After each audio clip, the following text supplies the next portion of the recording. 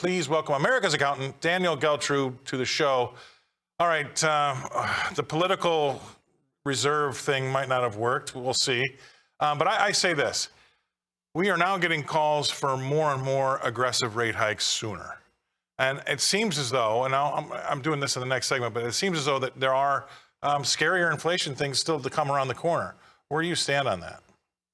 I don't think that this is the time to be raising interest rates at 50 basis points or higher.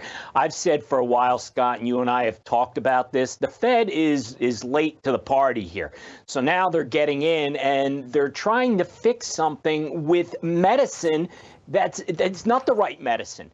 So when we're talking about a demand and supply balance, messing around with the interest rates is trying to cool demand. It's about taking the economy down a notch.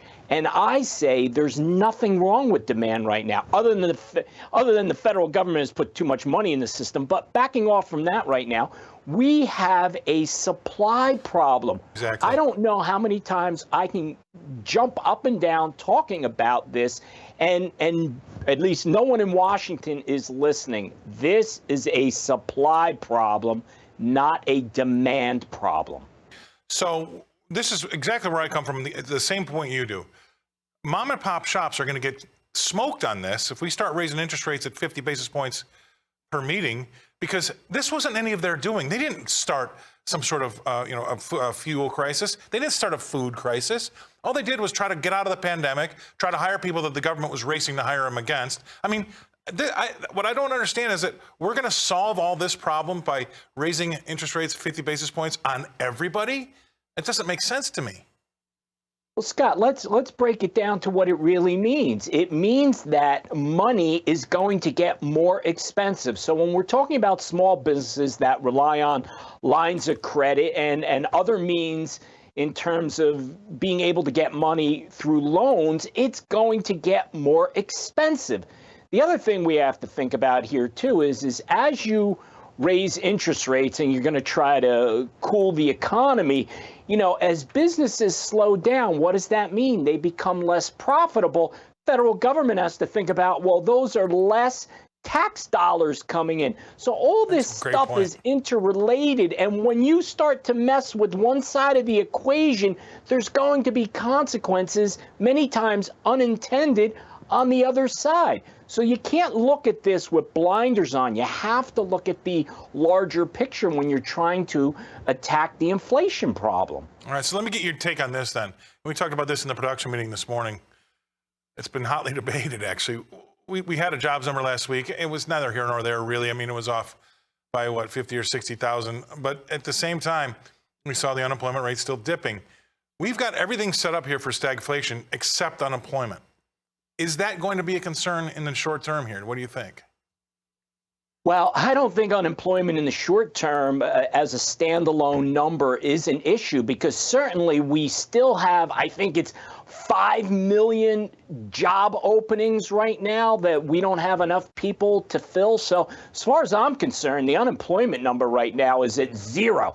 Whether it's 3.6 or any other number, it's at 0. Scott, I'll ask you or anybody out there who owns a business, are you having problems finding workers? Of course you are.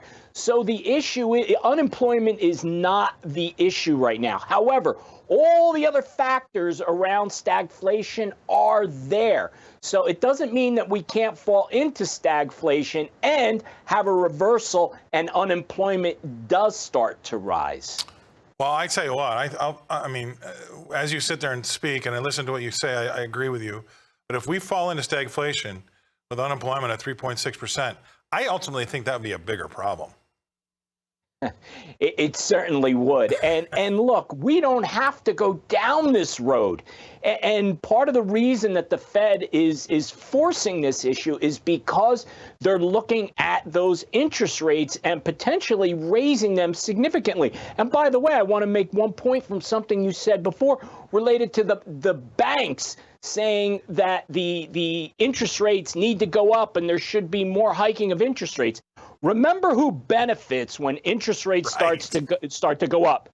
the banks. Right. So we have to kind of, they're not exactly independent in judging what's happening here. So in my view, we have to kind of put them to the side when they're over there saying, yeah, interest rates going up. That's the answer. That's the answer for them, not for everyone else. Right. I mean, everything you say makes perfect sense. And I just wish we could say it louder and clearer to everybody out there. But look, when you have a hammer, everything looks like a nail. And that's what we're about to embark upon when these interest rate hikes start going. And if they start doing 50 at every meeting, Dan, I think that's going to be really bad for the economy. And I don't think the economy is on any strong footing either. So thank you very much, Dan Geltrude. That's awesome stuff. He's coming to us from New Jersey. I really appreciate being on the show. America's accountant. Thank you very much. All right.